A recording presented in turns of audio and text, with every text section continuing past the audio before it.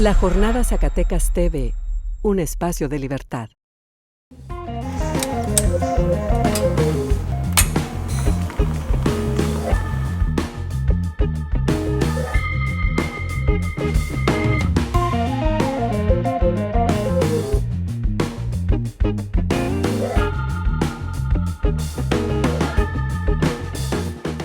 Hace unos días, una semana, los 4 aspirantes a candidato presidencial del Frente Anti-Andrés Manuel López Obrador se reunieron para hacer comentarios y para empezar una especie de debate entre ellos.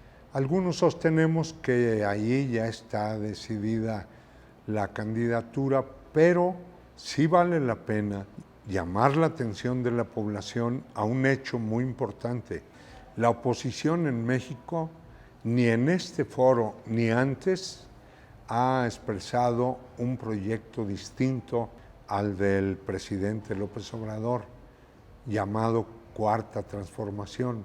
La Cuarta Transformación hoy es un programa completo que el presidente estuvo perfeccionando durante años de campaña y ahora lo está aplicando al pie de la letra.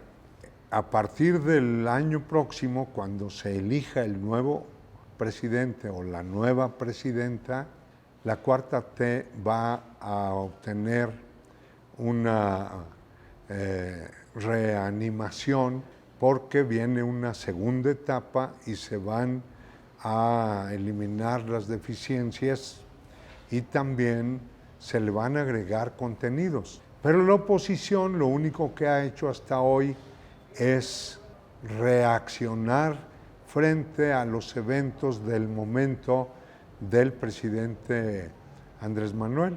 Reaccionan descalificando el aeropuerto Felipe Ángeles, luego reaccionaron en contra del Tren Maya, interpusieron centenares de amparos para impedirlo, luego en contra de la política energética del presidente, señalando que no tenía ni pies ni cabeza, que fortalecer a Pemex era un gravísimo error, y últimamente están clavados en una causa que viene siendo tomada desde hace 50 años o más por la derecha más reaccionaria de México, que están agrupados en una organización fantasma que se llama la Unión Nacional de Padres de Familia, que desde que López Mateos planteó la entrega de libros de texto gratuito para primaria, ellos se opusieron con los mismos argumentos de ahora. Es comunismo. La educación nos toca a los padres, no al Estado. En fin, así, aun cuando gobernó Calderón, esta organización tomó las calles en la Ciudad de México para reclamar que había sexo explícito en los libros, que ellos no estaban de acuerdo que los niños se les diera educación sexual. Bueno, esa misma organización ahora se lanza contra los libros de texto de este gobierno, de la Cuarta T, que no hace más que cumplir su obligación. En México, el gobierno federal está obligado a tener el proyecto educativo y los libros de texto. Y el gobierno tiene que llevarlos a todos los planteles, a las escuelas en todo el país. Bueno, ahora han estado reclamando, oponiéndose, no obstante que ya a estas alturas, después de 5 conferencias de prensa de los expertos que elaboraron los libros, pues queda claro que serán muy buenos libros para esta etapa del desarrollo de México. Pero la oposición no tardará en volcarse a criticar que el gobierno va a poner a volar de nuevo a una aerolínea con el nombre de Mexicana de Aviación. Y así van a estar oponiéndose a cada cosa que haga el presidente y no van a exponer ningún proyecto. ¿Por qué es así? Pues simplemente con un dato les digo todo. Acaban de designar como responsable de elaborar su proyecto a José Ángel Gurría, que fue parte del equipo compacto de Carlos Salinas de Gortari cuando profundizaron la aplicación del neoliberalismo que inició Miguel de la Madrid. No quieren ellos que se sepa que no tienen otro proyecto más que repetir el que aplicaron por 35 años desde el 82 para acá. No pueden decirlo y por eso no van a promover campañas de debate programático. Simplemente ofenderán al presidente, impulsarán mentiras, calumnias, porque no son capaces de tener algo nuevo. Porque la derecha aquí y en China está derrotada. El neoliberalismo es un modelo fallido en todo el mundo que está en una grave crisis. Y ni aquí ni en ningún otro lado han logrado reactivar con algo novedoso. Bien, en México ellos aspiran a que la gente olvide los gobiernos de los últimos 35 años, que olviden que con De la Madrid el tipo de cambio y la inflación se fueron para arriba, pero no de 20 a 22 pesos, no, se fueron, por ejemplo, con De la Madrid, de 8 pesos a 2,300 pesos. Fue una inflación de más de 2,000%. Y luego con Salinas, el tipo de cambio se fue a los 3,400 pesos por dólar. En México, en esa época, para comprar la despensa, había que llevar miles de pesos a las tiendas, porque así era, nuestro peso se devaluó y no valía nada.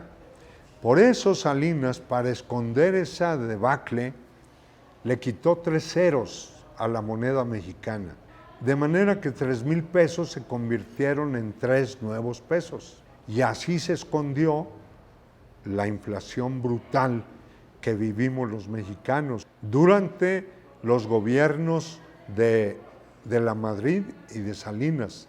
Con Zedillo, desde el inicio fue la gran crisis económica del famoso error de diciembre. Hubo una fuga brutal de capitales y se pelearon incluso Salinas y Zedillo, porque ambos se acusaban de por qué había ocurrido eso. Fue la época donde la gente no podía pagar sus deudas. Hubo organizaciones de deudores de la banca. Aquí en Zacatecas nació el Barzón, que luego se convirtió en una gran organización. Fernández Noroña, que anda hoy de aspirante a la presidencia de México, fue líder de una organización de deudores en ese año, 95, 96. Bueno, esa inflación y la crisis se resolvió porque el presidente de Estados Unidos, Bill Clinton, decidió apoyar económicamente a México con la condición de que México le concediera o le pusiera a sus órdenes el petróleo de México. Así es, Estados Unidos empezó a vigilar cuántos barriles salían de México, cuánto dinero se obtenía y con eso se cobraba a lo chino. También en esa época, para salvar a los banqueros que perdieron dinero porque los deudores no pagaban por la gran crisis, México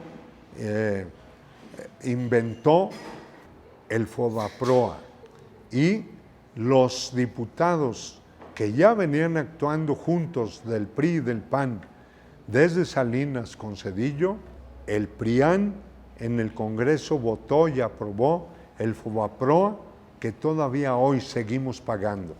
Claro, ellos no quieren que se discuta eso, y menos que discutamos que Genaro García Luna estuvo comandando al ejército mexicano y a la Policía Federal en la supuesta guerra contra el narcotráfico. ¿Qué hizo en realidad? Se puso al servicio del Chapo Guzmán para perseguir solo a los otros cárteles. El resultado ya lo vimos, creció la bestia del crimen organizado de un modo desmesurado y con mucho dinero cada vez más, con las armas que venían de Estados Unidos. Con eso la bestia del crimen se convirtió en algo que ya nadie podía controlar. Con Calderón los asesinatos crecieron 200%, con Peña Nieto otros 50%. Llega Andrés Manuel con la Policía Federal corrompida, con las agencias de inteligencia corrompida, y con eso empezó desde cero a construir la Guardia Nacional, a reconstruir algo la inteligencia, y por eso los primeros 2 años del gobierno de Andrés, el crimen siguió con los asesinatos, pero ya no creció más de lo que dejó el último año de Peña. Durante los 2 primeros años, el crimen se mantuvo. El tercer año, o sea, el año pasado, empezó a disminuir, y ya este año, 2022, bajó cerca del 15%. El presidente tiene confianza en que a fines del sexenio, el año que entra, llegue a disminuir a un 25%. Esa es la realidad que no quiere que discutamos la oposición, porque da cuenta de cómo usaron al país para enriquecerse y no tuvieron medida. Hoy García Luna está condenado en un tribunal de Estados Unidos por cómplice del Chapo Guzmán. ¿Quieren que eso se discute en la campaña? Claro que no. Por eso dice, no, Andrés Manuel, no hables del pasado. Tú tienes responsabilidad de resolver hoy. Sí, lo está haciendo. Hemos bajado mucho en el robo de autos, en el secuestro y otros delitos, pero el rumbo es el correcto. Ese es el gran tema, y así lo vamos a tener que abordar durante toda la campaña, porque no podemos esperar que la oposición haga un proyecto alternativo, porque no pueden. Ese es el problema real.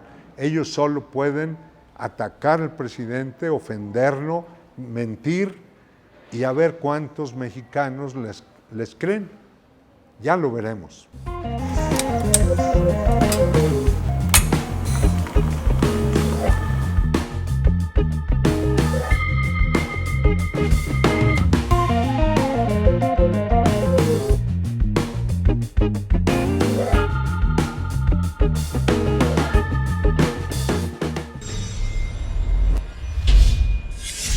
La Jornada Zacatecas TV, un espacio de libertad.